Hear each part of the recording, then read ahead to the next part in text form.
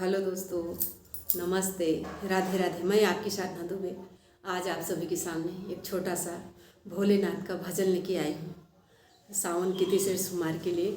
आइए आप लोग सुनिए, सुन के आनंद लीजिए और अपनी छोटी बहन को अपना दुलार प्यार आशीर्वाद खूब ढेर सारा दीजिए और वीडियो को ज़्यादा से ज़्यादा शेयर कीजिए। आइए देर न करते हुए गीत को आगे बढ़ाती हूँ। काशी के रहवैया हमार भोला, काशी के रहवैया हमार भोला, काशी के रहवैया हमार भोला। हमरे भोला जी के कान नहीं है, हमरे भोला जी के कान नहीं है, कान नहीं है जी, कान नहीं है। हमरे भोला जी के कान नहीं है। सबसे तेज सुनवैया हमार भोला, सबसे तेज सुनवैया हमार भोला, काशी के रहवैया हमार भोला, काशी के रहवैया हमार भोला।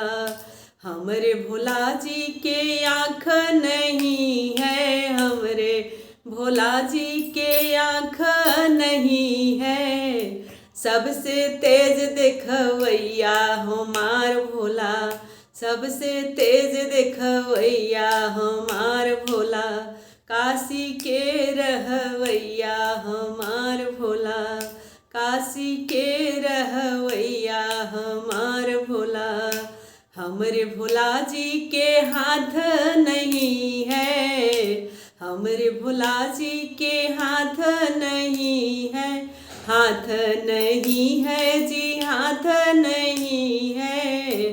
सबसे तेज लिखवैया हमार भोला, सबसे तेज लिखवैया हमार भोला, काशी के रहवैया हमार भोला, काशी के रहवैया हमार भोला।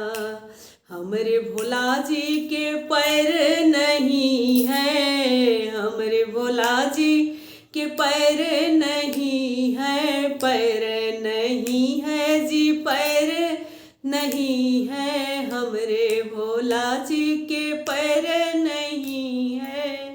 सबसे तेज चलवैया हमार भोला, सबसे तेज चलवैया हमार भोला, काशी के रहवैया हमार भोला, काशी के रहवैया हमार भोला। धन्यवाद दोस्तों। यह भजन आप लोगों को जैसा लगे कमेंट में प्लीज़ ज़रूर दीजिएगा।